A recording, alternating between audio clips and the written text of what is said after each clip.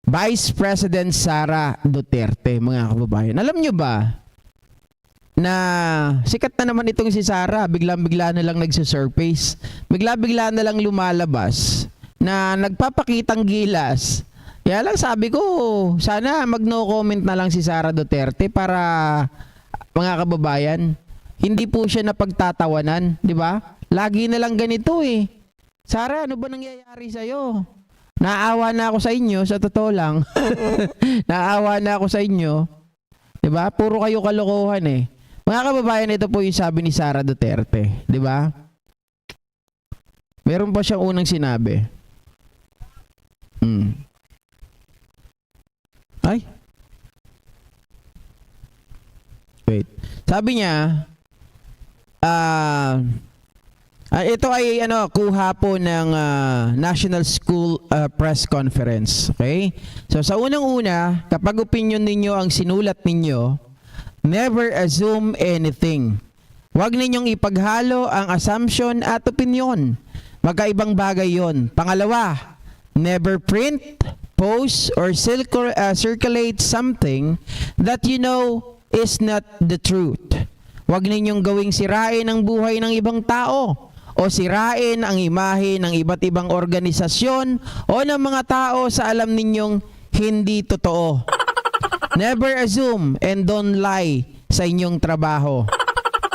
Nako, eto na, Sara Duterte, mga kababayan.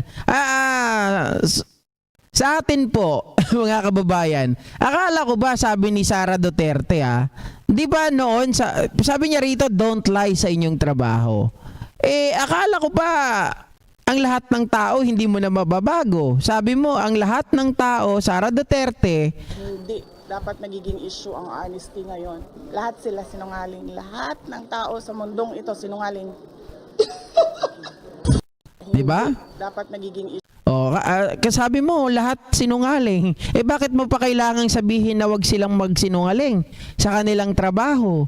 Bakit mo pa kailangan sabihin, palalahanan sila? Kung lahat naman pala sa pagkakaalam mo, ang mga tao ay talagang natural born liar. Diba? Mga kababayan. At sino ba talaga ang sinungaling? Sara Duterte, sa totoo lang. Sino ba ang mga sinungaling? Diba? Mga kababayan, number 1 na yung tatay mo dyan. Number 1 na yung tatay mo sa pagsisinungaling. 'Di ba? Ngayon naman, yung kapatid mo, si Pulong, sabi, wala daw siyang pera na pumapasok sa kanya sa galing sa DSWD. Sabi naman ni Kong Nograles, anong wala? Araw-araw halos kami pumipirma. 'Di ba?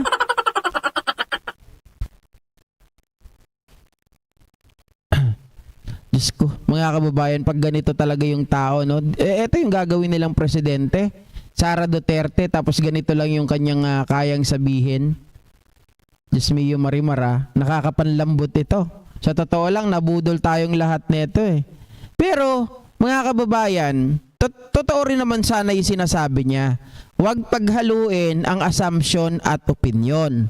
'Di ba? Kaya lang, itong si Sara Duterte, mga kababayan, nakita nyo naman yung kanyang assumption, di ba? Assumption niya na tanggalin yung mga tawag dito, yung dun sa eskwelahan, di ba? Tanggalin daw yung mga nakadikit dun sa mga pader, yung mga visual aids. Tapos maglagay daw ng yung duck clip. Mas gusto niya yon, mga kababayan. Yun ang assumption niya. Di ba? Yung opinion kaya ni Sara Duterte, mga kababayan, dun sa sinabi niya. Kasi ito, di ba pinagtatalunan ito. Pinagtatalunan ito eh.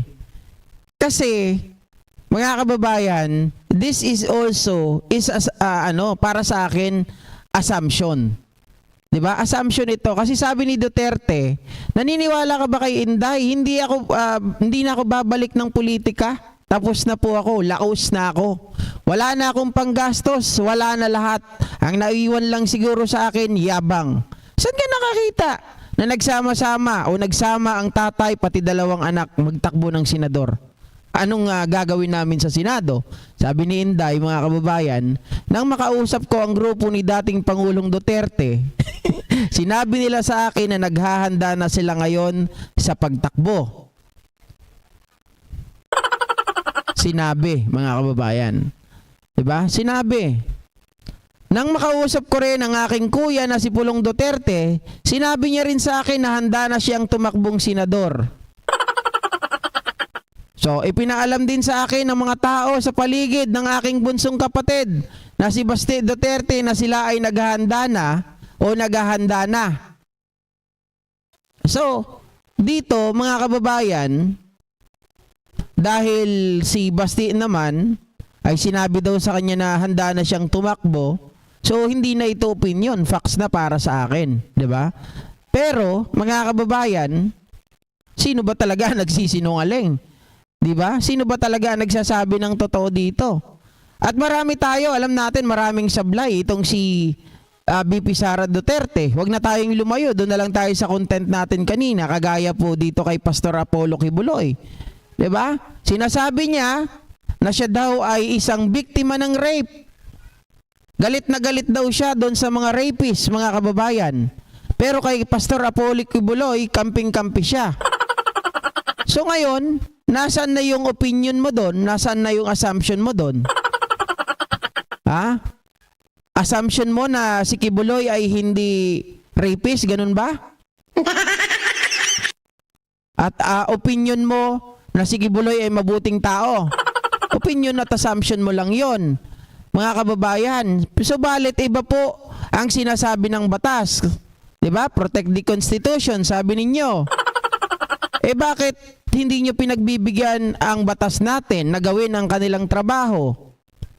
Tapos pinagsasabihan nyo yung press na wag maglalabas ng mga balita na hindi totoo. Well, mga kababayan, sa totoo lang ang press po, sa mga hindi nakakaalam, meron yan silang bylaws. Meron din po yan silang tinatawag na Code of Ethics.